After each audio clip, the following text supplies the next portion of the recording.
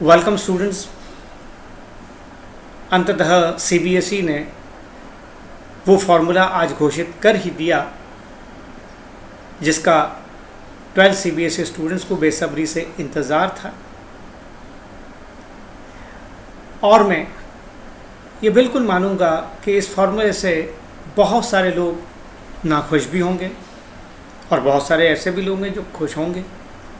इस फार्मूले के बहुत सारे ड्रॉबैक्स होंगे, बहुत सारे कईयों के लिए इसके लिए पॉजिटिव पॉइंट्स होंगे। क्योंकि आज की तारीख में जहाँ की इस पैंडेमिक के दौर से हम गुजर रहे हैं, बहुत बड़ा बुरा दौर है, शायद लगता है इसके सिवा कोई चारा नहीं था।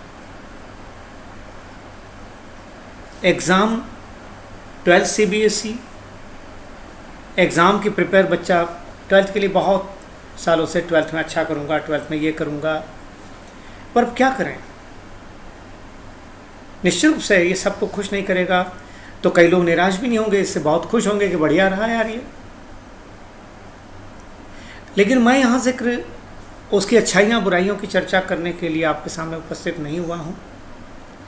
मैं तो ये बताने आया हूँ कि महामारी का दौर, कई घरों पर इतनी भयंकर विपदाएं आई,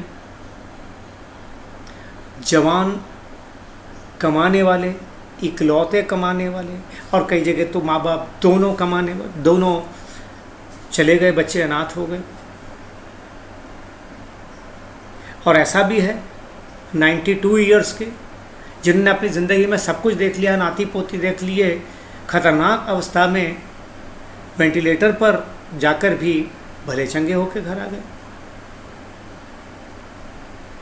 ऐसी स्थिति में मैं एक कहावत को जरूर अंडरलाइन करूंगा, जान है तो जहान है, सर सलामत तो पगड़ी हजार।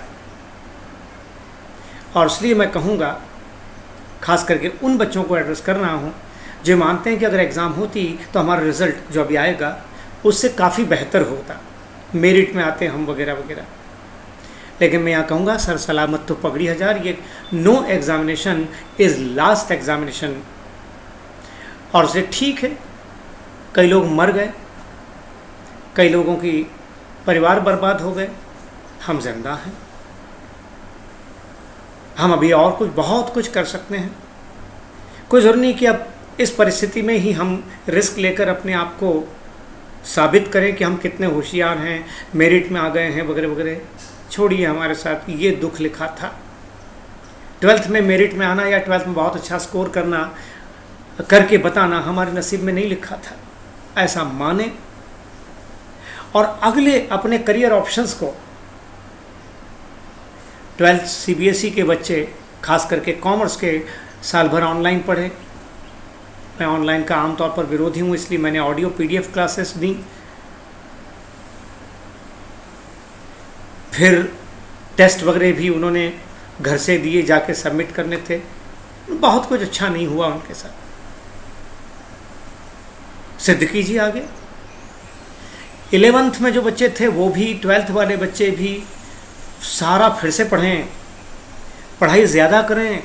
बीकॉम फर्स्ट ईयर में जाएं तो भी 12th की किताबों से वो चीज़ें, या कम से कम बीकॉम करते समय, अगली क्लासेस करते समय, सीए करते समय, सीएस कंपनी सेक्रेटरीशिप करते समय, जो जो चीज़ें 12th की हैं उनको गंभीरता से देखें।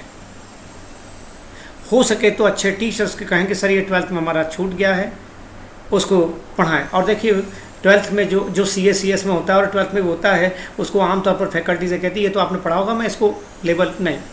अब इस साल सभी फैकल्टीज़ को ये करना ही चाहिए कि ये ध्यान रखना चाहिए कि सीए फाउंडेशन या CSEET के बच्चों को जब वो सब्जेक्ट पढ़ाए जाएं जो 12th में थे, तो उन्होंने ये मानते हुए ही पढ़ाना चाहिए और आपने भी कहना चाहिए कि हमें वो पढ़ाएं।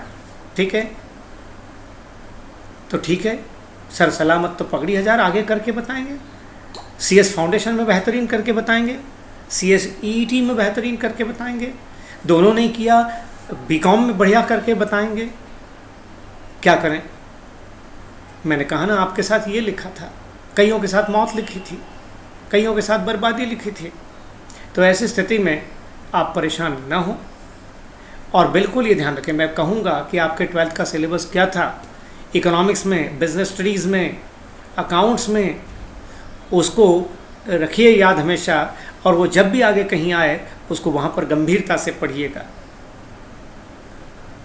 मुझसे पूछा जाए तो मैं बिल्कुल पसंद नहीं कर रहा हूँ, पर क्या करें, मजबूरी है, इस चीज़ को हमें स्वीकार करना ही होगा। बस ये कहने के लिए ही आपके पास आया हूँ।